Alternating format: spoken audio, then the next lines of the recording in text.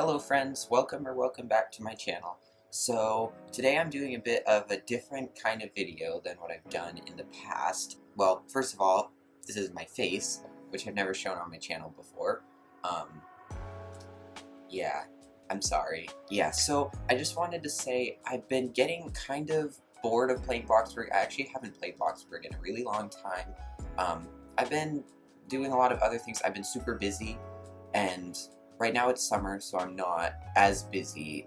I am working, but I've just been writing more, reading more, drawing more, but those hobbies have kind of taken precedence over playing video games now. I still do play video games, but I thought about starting my channel up again because I really missed you guys, and I felt really guilty that I had gone, like, it's been like a year and a half now without uploading any videos, and I kept putting it off because I was like, I just felt it's been so long, like, I can't come back, like, I just felt so guilty, but I never posted, like, a goodbye, like, I'm ending my channel video, because I didn't want to be, like, super dramatic and scare you all, and I also don't want to end my channel. Like, I still really love YouTube and making videos. But I was thinking, if I'm going to enjoy it, I can't force myself to play Bloxburg and just keep building. I have to adapt my channel to my interests. So I thought I'd start uploading different kinds of videos. I don't really have a plan yet. I don't really know exactly what types of videos I'm going to be uploading, but I thought this would be a good starting point. Book reviews. I love to read. I'm a prospective writer. I'm majoring in English in college, so I thought that reviewing the books that I read would be a pretty good starting point. And I've seen a lot of YouTubers and influencers online reviewing books, and I really like seeing their reactions, so I thought I would do that. If you guys have any recommendations for types of videos you'd want to see, usually in the realm of books, writing, drawing, anything kind of like that, or even like video essays over certain topics and like current events and themes, I've been thinking of doing that. Let me know in the comments, reach out. I'd love to hear your guys' suggestions. I just want to say I really want to connect with you guys more. I want to be here, present online again, and just, yeah, interact with the community. I'm sorry that I was gone for so long, but I'm back, hopefully for good. So, yeah, without further ado, let's get into our book reviews.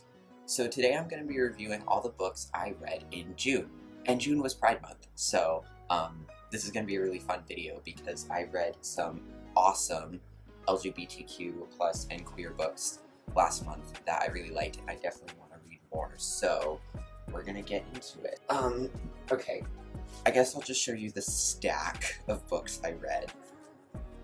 These are them. So I read The Priory of the Orange Tree by Samantha Shannon, which is a high fantasy novel. The Picture of Dorian Gray, the uncensored version, obviously, by Oscar Wilde. In Memoriam by Winn, which is a historical fiction novel. How We Fight for Our Lives by Saeed Jones, which is a memoir. And Radio Silence by Oseman, which is a YA novel. So, let's just get into the first book. I'm really excited to talk about these books because I really liked them. First up, we have The Priory of the Orange Tree by Samantha Shannon. This is a hefty book. This book is massive. It's over 800 pages. And I loved it. I loved every page of it. I loved every moment of reading it. It was amazing. If you want a book that you can just escape into, like a world where you can just surround yourself in to get an escape from this earth that can be, this world that can be very frustrating to live in sometimes, this is the book. It's amazing. It's high fantasy, so, but even if you're not into high fantasy, like if you don't usually gravitate towards like court politics and like dragons and magic and that, I'd still recommend this book because the characters, the themes are so relatable and resonant on so many levels, and their stories are just so immersive, and you just like absorb yourself into the story, and it's so fun to read. And like, yes, there is politics, there are dragons, but those parts are really easy to get through if you're not a fan of like those kind of dynamics and themes in books, just because the characters are incredible. That aside, I don't usually read high fantasy, but I like it. So, I even liked the I loved everything about this book. One thing that I loved particularly was how she juggled multiple perspectives at the same time. I thought that was really masterful. We have Eid, who's the main character, really, and she is a daughter of the Priory of the Orange Tree, who is kind of like a spy in the palace in Inyas, the Queendom of Inyas, to protect Queen Sabran, who is from the Breathnet family lineage, and it's said that the Breathnet family lineage is what is preventing the Nameless One from emerging from the depths of the pit that he was thrown into and would be trapped in for 1,000 years, and he's a dragon, which is inspired by biblical myth, I'm pretty sure. Yeah, so Eid is like the main character. Mild spoiler warning, like just skip the next like 30 seconds if you don't want a spoiler warning. Eid and Sabran, there's a budding romance between them, and I love their romance so much because, oh my goodness, fantasy, not only do we never get like fantasy with centered around women as characters, like women characters centered, we rarely get that in fantasy, especially like queendoms, that's so rare. And a lesbian romance, a good lesbian romance in fantasy is so hard to come by, at least in my experience. I'm sure there's lots of amazing lesbian fantasy novels, and if you know any, please let me know. But the romance between Sabran and Eid is incredible. They're in love, and it's so sweet, and it's so like, oh, their romance is just so inspiring and hopeful, and I love it. And I love that like queer relationships and same-sex couples are kind of normalized in this world. Like, it's not really frowned upon, like, and I really love that. It was really refreshing to read a book where it's just like, yeah, this is just accepted in society. The only problem is that Sabran is expected to marry a prince from another kingdom to secure the bloodline by producing an offspring, a child that will continue passing down this lineage that is preventing the Nameless One from being awakened. So there is societal pressure on her to marry a man. But her love interest, her relationship with Eid is not like frowned upon. Like Eid is one of the ladies of the bedchamber, and their relationship is not like frowned upon. It's just sad to see the societal pressure that Queen Sabran has to go through, because it's to marry a man, and she obviously doesn't want to marry a man because she's not attracted to men and she doesn't like love him, and it's in that way they're more like friends, but it's just kind of sad. But yeah, politics. Okay, yes, and that on the women in this book are so strong and independent and powerful, and I love it. Like, it's just so fun to read about a queendom. I just love it. So I definitely recommend this if you want like a very inclusive, diverse fantasy novel it's just super refreshing to read for fantasy. But where was I? Oh gosh, I got sidetracked. Multiple perspectives. So then there's Nicolaes Roos, and he is an alchemist and an anatomist by trade. And alchemy is kind of frowned upon, but he's really interested in it. So Nicolaes Roos was in love with a man named Janart, and Janart died. I forgot how. I read this book like at the beginning of the month, and it's so long. Janart died, and Nicolaes had to bury him, and it was really sad because Janart and Nicolaes were planning to run away together and like finally be able to be in love, because Janart was married a woman and they had children, and he wasn't in love with her, but he's in love with Nicolaes, and he just wants to live his life with someone that he truly loves. And it's just sad that Nicolaes is dealing with this grief just over Janart, and it's really sad to see. But it also sheds some light on Nicolaes is a very flawed character. But I probably relate to him the most. Like, I love Nicolaes so much. Like, what he goes through, his flaws. I'm one of those characters that's flawed, but redeemable and lovable in so many ways. And actually, his flaws make him lovable, like, and relatable. So Tane is the other, like, perspective we get. And Tane she is training for choosing day, when she will either be sent to study on this island, or what she's dreaming of is becoming a dragon rider. And so that's the other story. So anyway, they juggle the three perspectives really well. I love seeing how the chapters alternate between them and how all their stories weave together. They like dovetail at the end.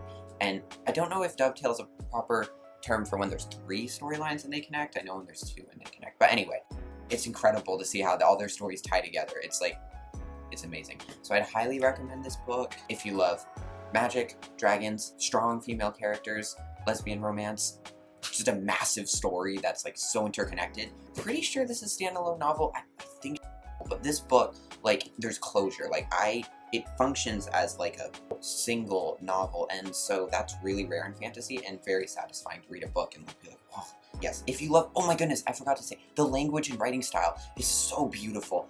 I don't have any specific quotes, I don't think, but there's just the metaphors and similes and comparisons are so vivid and just beautiful and eloquent, and I just, like, it felt like honey on my, like, eyes reading this book. Like it was so sweet and soothing. And so that's the Priory of the Orange Tree. Now I think I have to give it a star rating. 4 out of 5 stars. And I forgot to mention any cons I might have. Okay, I should bring up some critiques.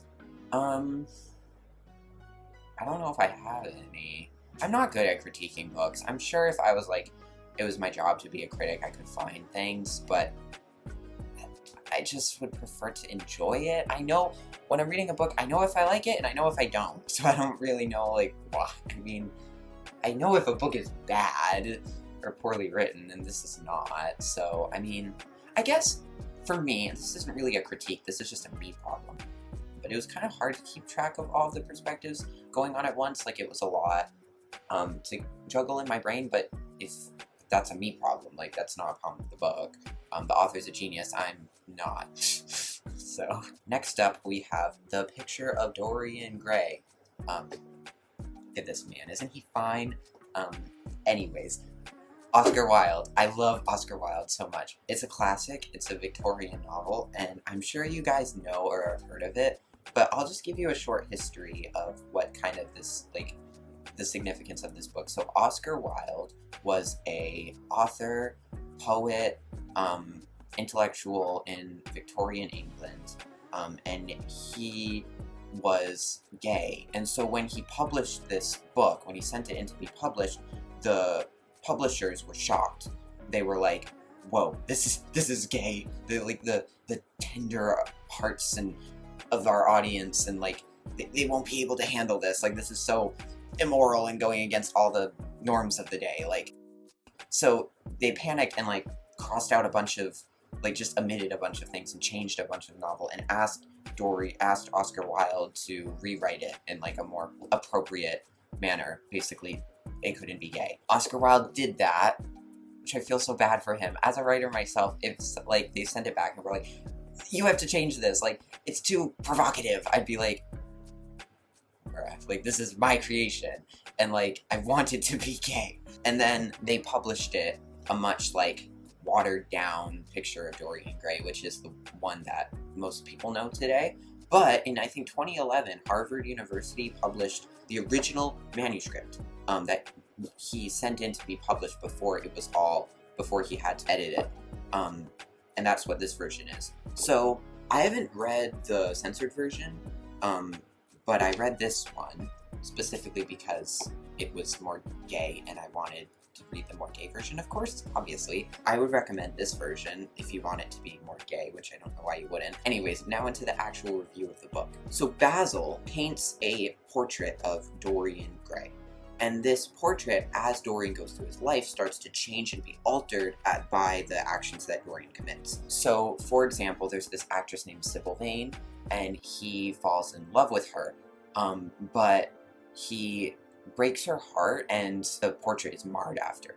Dorian Gray has this friend named Lord Henry, and Lord Henry has all these aphorisms that to live your life to the fullest, you shouldn't follow any, like, rules or restrict yourself. You should just, like, live and indulge in, like, all your instincts, and, like, just, that's how you live fully.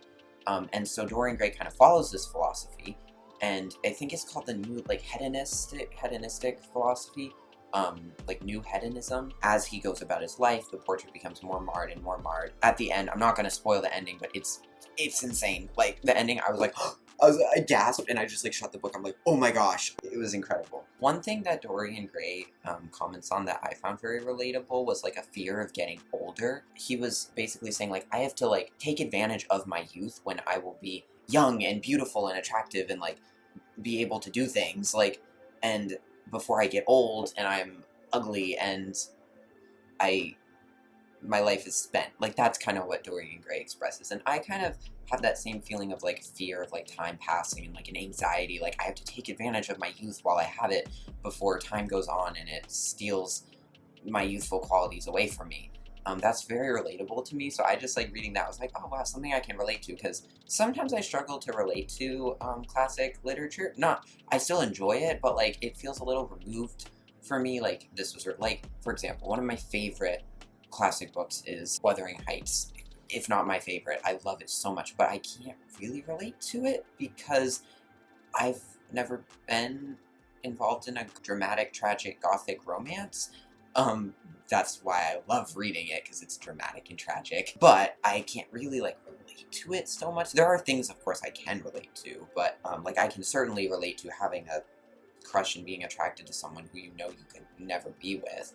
That's, or society, the society you're in would forbid you from being in a relationship with them.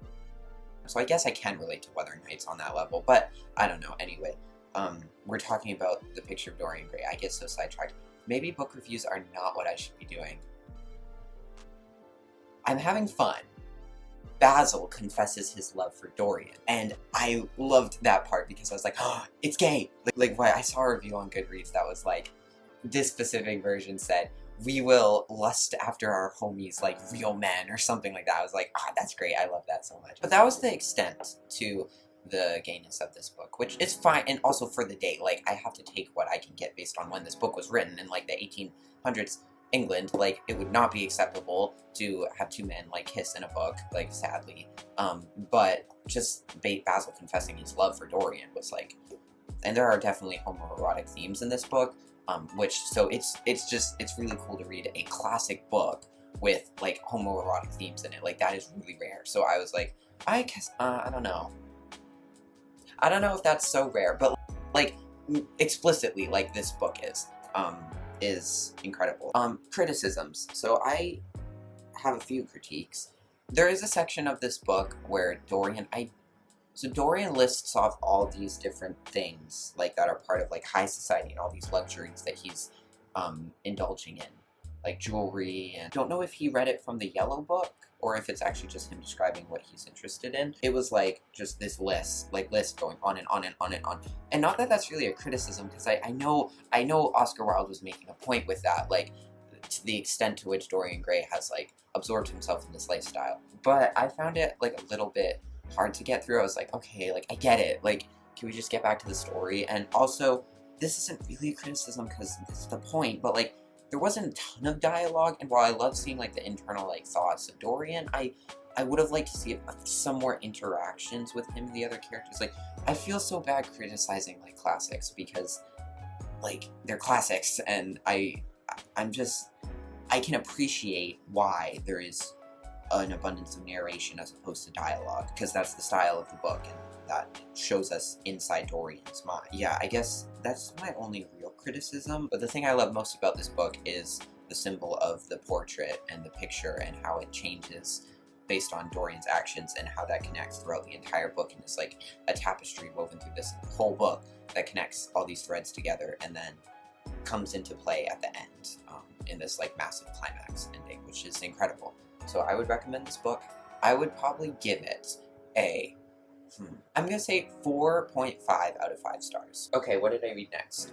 Oh yes, I was just complaining about how Dorian Gray is not gay enough, so I wanted to read a book that was gay enough. So I read In Memoriam by Alice Winn, and I love this book. So I love history, so I love historical fiction novels. And this book takes place during World War I, which is really interesting to read and learn about, because the what the soldiers went through in World War I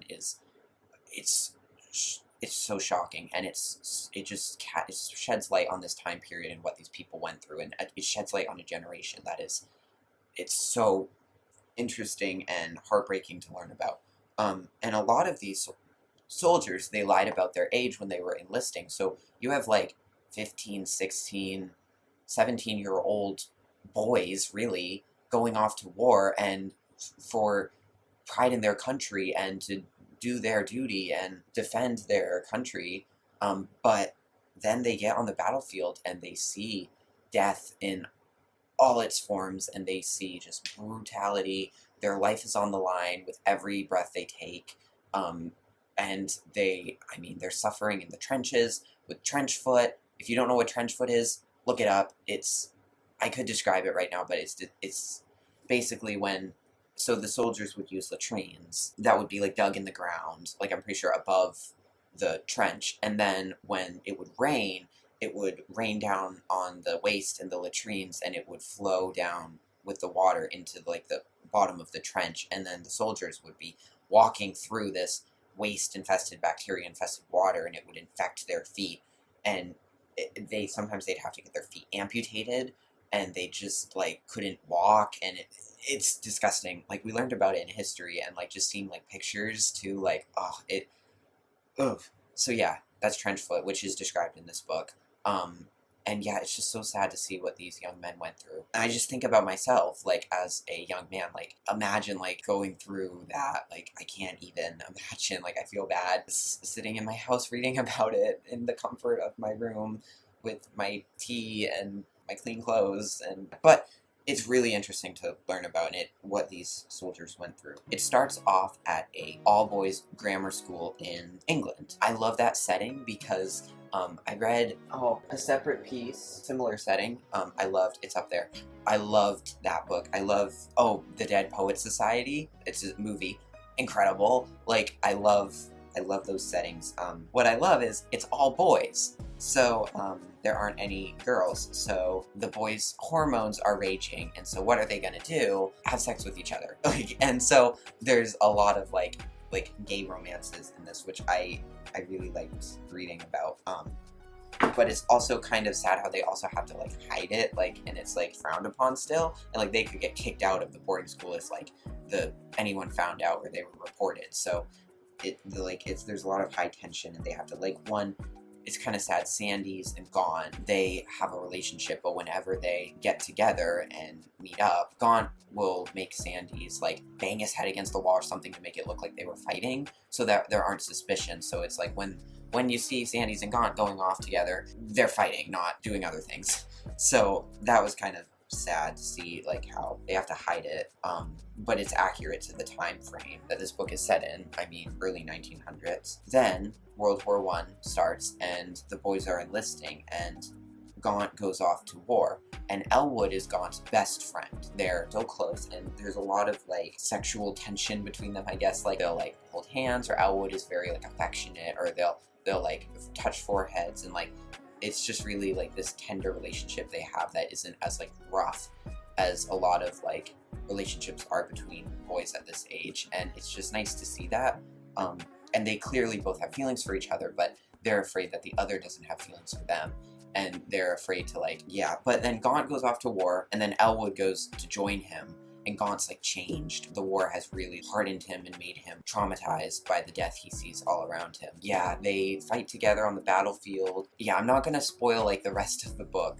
It's incredible. The story is really, really good. The romance between Gaunt and Elwood touched my heart so much. I read this in I think like 3 days because I was just so invested in their story, and it was incredible. I guess my only critique would be with the writing. I wish it was a little more descriptive, especially when it came to some of like the war scenes. Like, I would have liked a little bit, some more maybe historical details. Like, I know we can research this, and I know about the history of World War I, but I would have liked to maybe see, like, there's the Battle of the Somme, different historical themes in it, but I would have liked to maybe see a little more detail on some of like the actual like battle. I wished it had gone into a little more detail on how the war really had a lasting impact on Gaunt and Elwood, because at the end I found it kind of, at the beginning, like, it showed how Gaunt was already traumatized by the war and how it had really changed him. I wish they had kind of stuck with that, because it changed Elwood a lot. We gotta focus on when Elwood comes back home, he yells at his mom. He's kind of angry at anyone who wasn't in the war because they can't understand what he went through.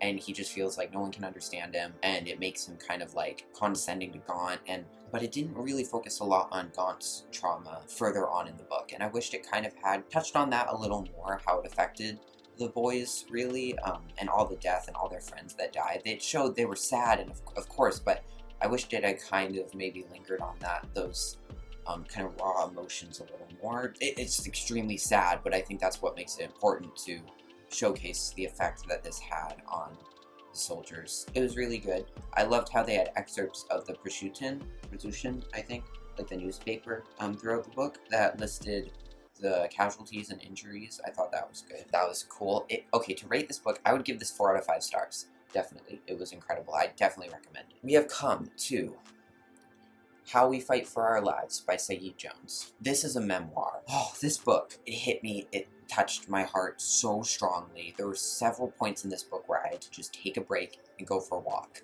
because I was just like I just need to process what I've read and just think about this. This man's life is incredible to read about. It's so enlightening.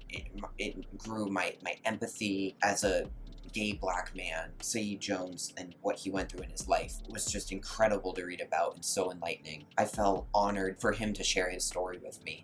It just felt very intimate reading this book, and very personal. And I'm not going to go into a lengthy review because this book speaks for itself. Like, read this book. Like, it's incredible. The author is amazing. No critiques.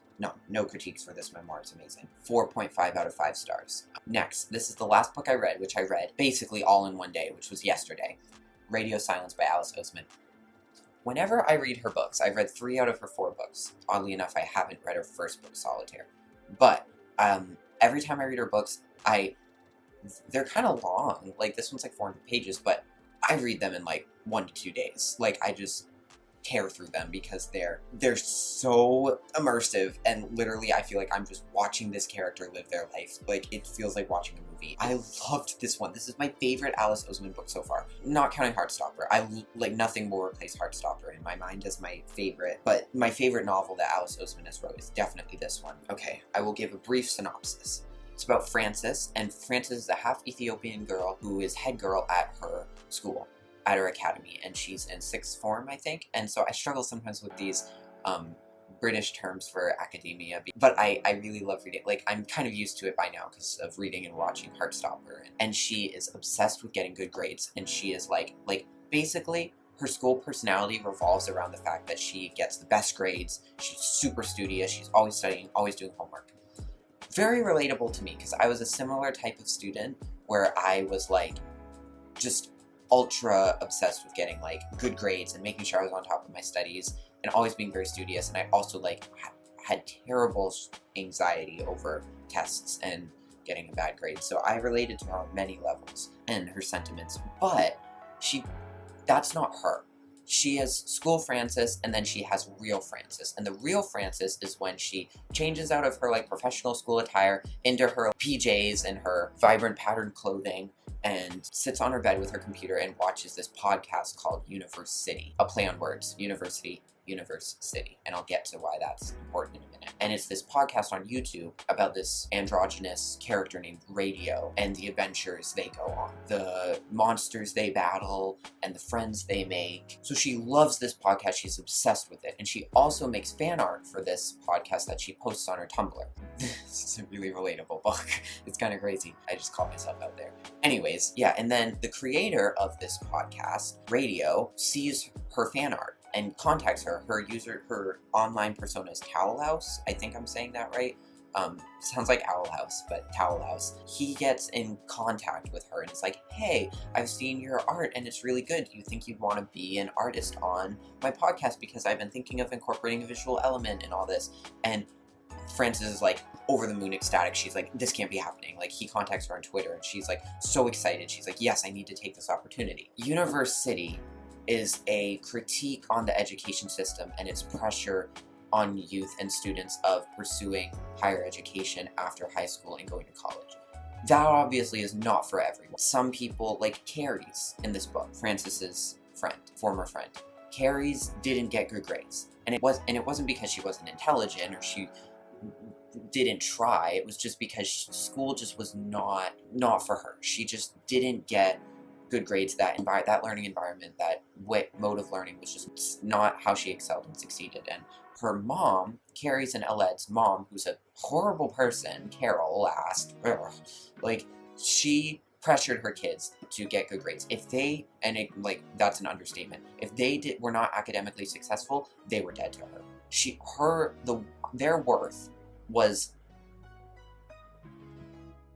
Their worth depended on their ability to get good grades and their academic success. And if they didn't do that, or didn't meet their mother's standards, she'd rather they just be dead, which is horrible. And, like, as a human being who wants to have kids someday, probably, like, I can't imagine what, why would you place your children's worth on a letter? Like, some people are just awful people, I guess. Anyways, so Carrie's ran away because their mother was a horrible person, and Carrie's knew, I can't get good grades, I just can't. I'm trying, like, you're pushing me, and I hate it. So she just ran away. And Aled is now trapped with this horrible, horrible mother. And Aled was always kind of the golden child who got good grades and was academically successful. He doesn't want to go to college, but he feels like he has to because his mom is making him. So Universe City, the podcast, is kind of a critique on, like, how there's all this pressure on these students in this futuristic society at this university in Universe City, to be academically successful and go to college, when that's in reality not what they want to do, and they don't need that to be successful in their futures. It was a really interesting, I don't think I've ever read a book that critiqued the education system like that, which I thought was really good. I felt pressure to go to college, however, it's never really been a problem for me because I really want to. I am in college, like, I love it. Like, but I could definitely relate to, I have friends, and I had friends in high school, that I'm still friends with, that they didn't want to go to college, and they didn't. They either wanted to go to trade school or enter the workforce, and that's totally fine. Like, that is good for them because they don't like sitting in a classroom and that learning environment. So that's totally fine. Like, and I love them. I think it's awesome. So I think that was really, really good for parents and students alike. Like, I would encourage parents, teachers, students, everyone to read this book because it sheds light on the expectations we place on our children and youth, and, like, how that's really unfair and damage it does to them and their mental health and lives.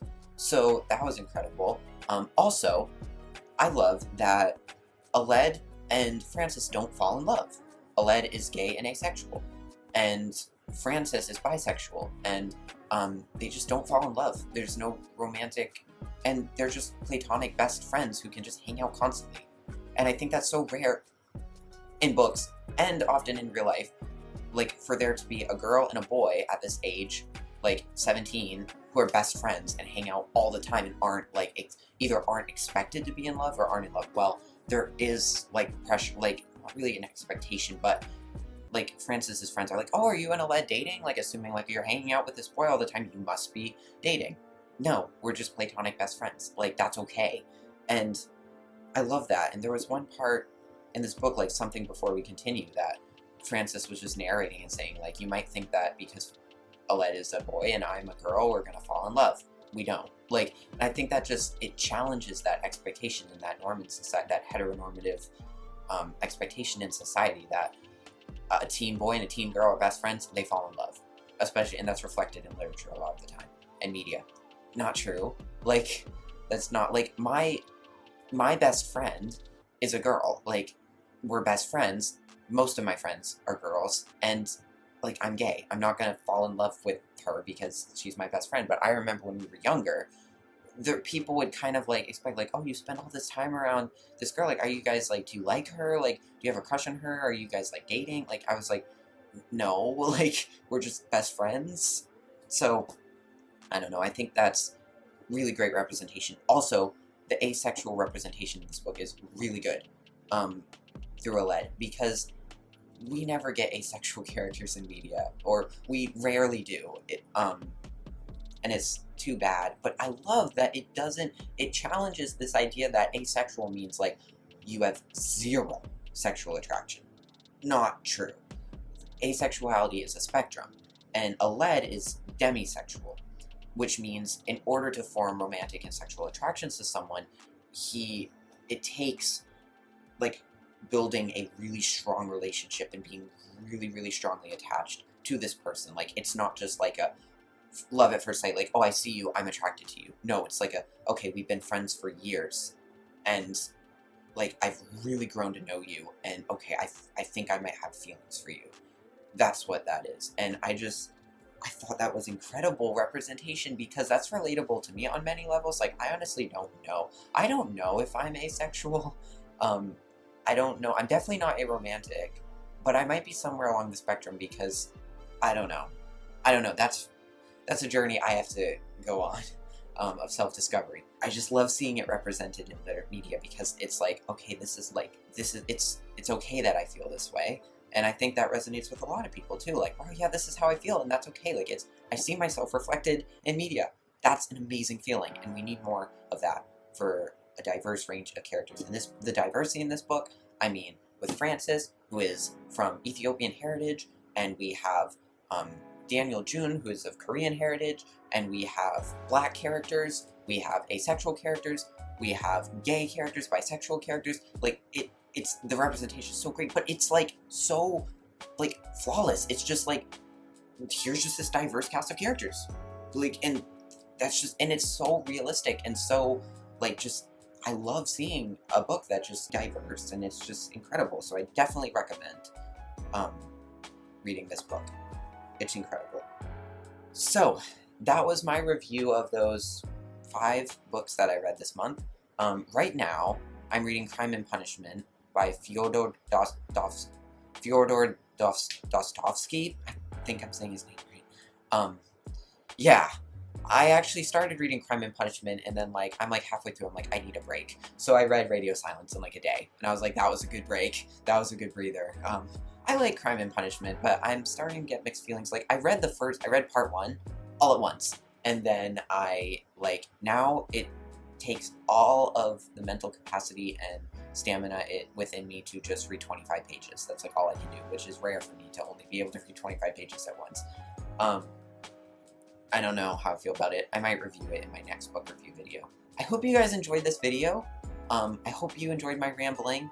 If you liked it, please let me know in the comments. If you didn't like it, I'd like you to let me know even more than if you did like it. I said that weird. But if you guys didn't like listening to me ramble on, please let me know, because this is an experimental phase for my channel. I'm trying to figure out what types of videos I like to make. I had fun making this video. I've also been recording for 51 minutes, so that's a long time, but I had a lot of fun making it. I had a lot of fun just talking. I talk a lot, so I'm not surprised, but my mouth is also dry now. But I hope you enjoyed it. I hope. Why am I struggling to say goodbye? Like, I don't want to end this video. I love you guys so much. I don't know. Yeah, and it just feels really intimate being able to show my face. I feel like I'm talking to you guys, like, for the first time. Like, I feel like we're meeting each other. This is so exciting. I don't know how it feels for you guys to be seeing my face. Maybe it's weird. Maybe you're like, wow, this guy's really ugly. Like, I don't want to look at his face anymore. Which I don't blame you. I don't want to look at my face either. That was really sad. But, yeah. Anyways, I hope you enjoyed the face reveal. Also, okay. Oh my gosh. I don't know if I can... One second. Do you guys like my Neapolitan ice cream outfit? Like, literally, I've got vanilla, strawberry, chocolate. Like, this is incredible. I just decided to put on this shirt and these shorts one day because I was like, wow, these match really well. And I was like, Neapolitan ice cream, oh my gosh. Because I had a friend at school that told me, like, I wore this shirt. They're like, you know what you remind me of? You remind me of strawberry ice cream. And I was like, oh, thanks. Like, that's a good compliment. Yeah, maybe, whoa. Also, oh my gosh, look at this, guys. My meme, that's what I call my grandma, gave me these bookmarks for a present. And they're mushrooms! They're so cute! There's some behind me. I hung them on this basket that I have, because I was like, oh my gosh, it's so cute. Like, I have these, like, all around my room. Like, because she gave me, like, 8 of them. I was like, oh my gosh, like, and they're bookmarks, but I almost just want to, like, decorate my room with them because they're so cute. Oh, you guys might have noticed.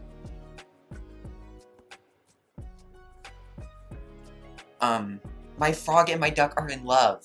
They're kissing each other. And there's a heart above them. Isn't it so cute? I just like, I found that, I don't know where I got that frog, and the rubber ducky was from like when I graduated high school.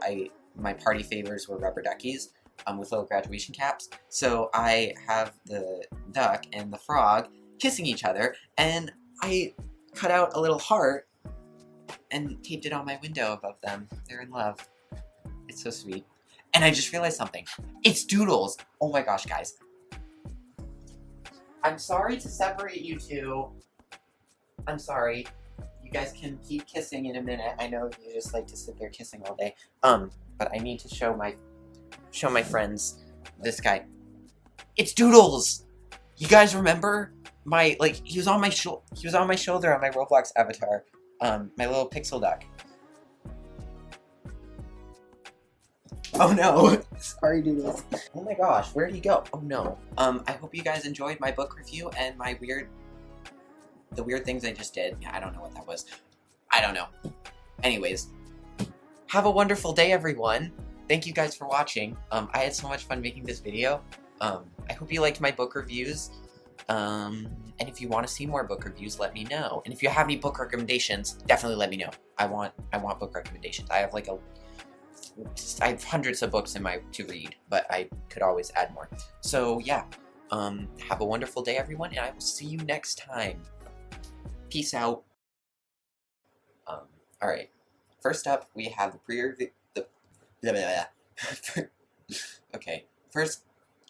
Okay. How am I gonna do this? Oh no. Whew. And he was in love with a. Whoa. I forgot his name.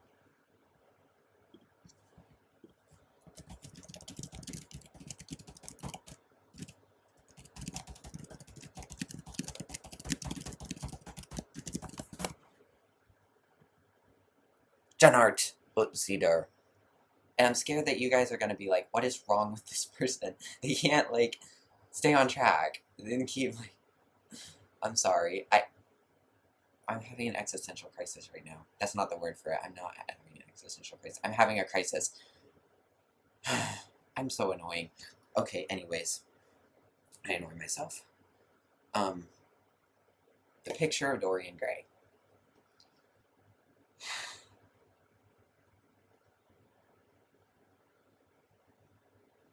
My brain just shut down. Oh no. I'm sweating really bad. It's hot in here. I have my fan on. It's probably making a really annoying noise. Why do I have my fan on? I'm not prepared. Oh gosh. Okay. What am I doing? Poor Susan. Oh! The gay part of this book. Yes.